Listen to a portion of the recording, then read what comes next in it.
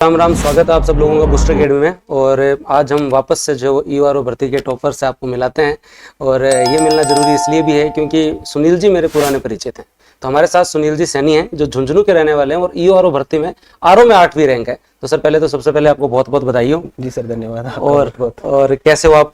Sir training अच्छी चल रही है? सर बढ़िया चल रही है ट्रेनिंग। सर से हम जो चर्चा स्टार्ट करते हैं। और सुनील जी के बारे में अगर मैं बताऊं तो हमारे बूस्टर अकेडमी के अंदर जो है वो सबसे पहला मैसेज अगर था तो ओम प्रकाश जी और सुनील जी का ही था। आरओ में 8वीं रैंक, रिजल्ट आने के 1 घंटे के अंदर अंदर आपका मैसेज आ गया था। जी सर, मैंने घर पे फोन करने के बाद सर आपको ही कॉल किया था। तो वो सबसे मतलब जब स्टार्टिंग 1 घंटे में, क्योंकि ऐसा कोई सोर्स नहीं था, ऑनलाइन एजुकेशन में पता नहीं चलता है, तो उसमें सबसे पहले आपने बताया तो मेरे को उस समय ऐसे लगा कि वाह, सिलेक्शन होने स्टार्ट तो हुए। फिर बाद में धीरे धीरे जो है वो कारवा आगे बढ़ा, लोग जुड़े और भी धीरे धीरे सभी टॉपर्स का पता चला। सुनील जी से हम चर्चा करते हैं कि इनके एकेडमी क्या रहा है, कहाँ के रहने वाले हैं। एक सर आपका परिचय जो भी। जी सर, मैं झुंझुनू से रहने वाला हूँ और मैंने ग्रेजुएशन कंप्यूटर साइंस से की है। आपके बैच का हूँ सर 2014।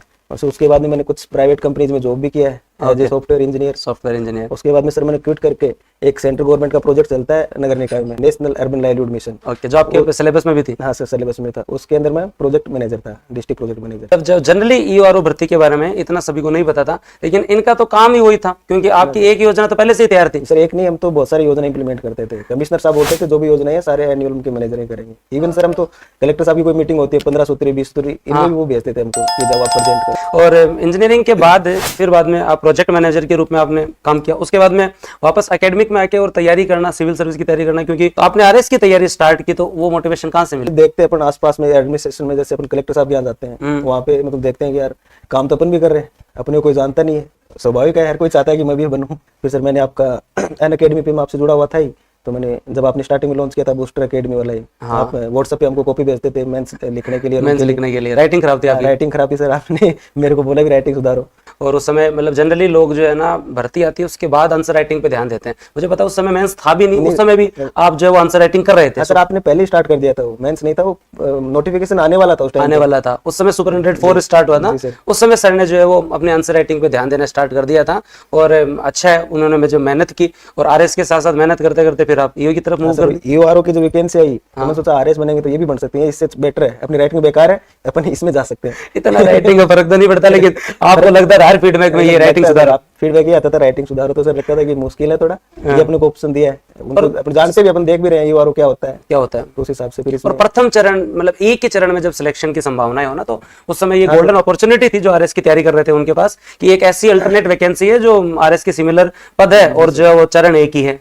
हाँ सर, आरएस के अंदर 3 फेज से गुजरना पड़ता है। पहले प्री क्लियर करो, फिर मेंस लिखो, फिर इंटरव्यू। इसमें तो एक सिंगल पेपर होता है, उससे आप एक अधिकारी बन सकते हो, अधिकारी आरएस लेवल पे। तो अब आपको जैसे रिजल्ट वाले दिन की बात करते हैं, तो मैं आपने जो सबसे पहले किन को बताया? मेरा पहला प्रश्न यही होता है। सर रिजल्ट आया तो मैंने सबसे पहले मम्मी को कॉल किया। हाँ, मम्मी ने उठाया नहीं था, वो कहीं बिजी होंगे। फिर मैंने अपने मिसेज को फोन करके बताया ओके कि मेरा इसमें हो गया है। सर इवन मैंने क्या था, रिजल्ट आने से पहले किसी को भी नहीं बताया था कि मेरा इसमें हो रखा है ईओआरओ में। ओके, मैं डीवी करवा के आया था, तो डीवी का भी सिर्फ 2 लोगों को पता था, मिसेज को, वो भी डीवी करवाने गए तो पता चल गया कि इनका ईओआरओ में इनका हो रखा है।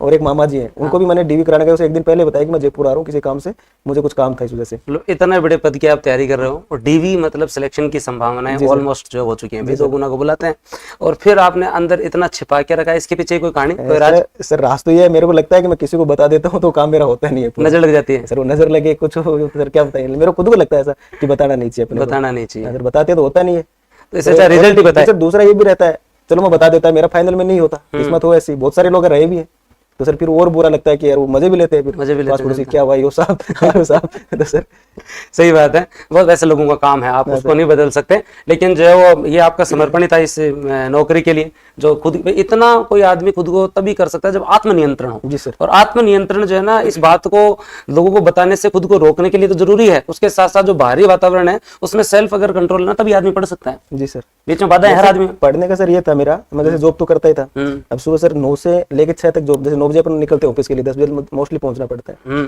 फिर 6 बजे तक अपने को वहीं ऑफिस रहना है। बीच में सर पढ़ने का टाइम नहीं मिलता था, बच्चा भी है सर घर पे, लेकिन मैं फिर भी 7 बजे आता था, आके फिर रात को 10-11 बजे जाता था मैं अपने रूम, मतलब जहाँ पे रहता था मैं, जब बांसवाड़ा था वहाँ पे, उसके बाद ही जाता था मैं। मतलब सुबह वो बच्चा देख ही नहीं पाता था मेरे को, फोन करता था, त्याग तो करना पड़ता था। फोन करता था, पापा कहाँ हो, आप तो आए नहीं, आप आते नहीं हो तो होता ही है हिसाब से वो रहता त्याग, मतलब वो आपने जो त्याग किया, क्योंकि मतलब बच्चा जो स्टार्टिंग के जो 2-3 साल होते हैं ना, उसमें बहुत मन करता है कि इसके पास ही बैठे वो रहो। 2 साल का ही था हाँ, तो उस समय जो, और त्याग तो देखो हर व्यक्ति जो सफल हुआ है उसने अपने स्तर पर जिस प्रकार का भी हो त्याग किया है, क्योंकि बिना त्याग के जो सफलताएं मिलती नहीं है। जी सर, वो तो कर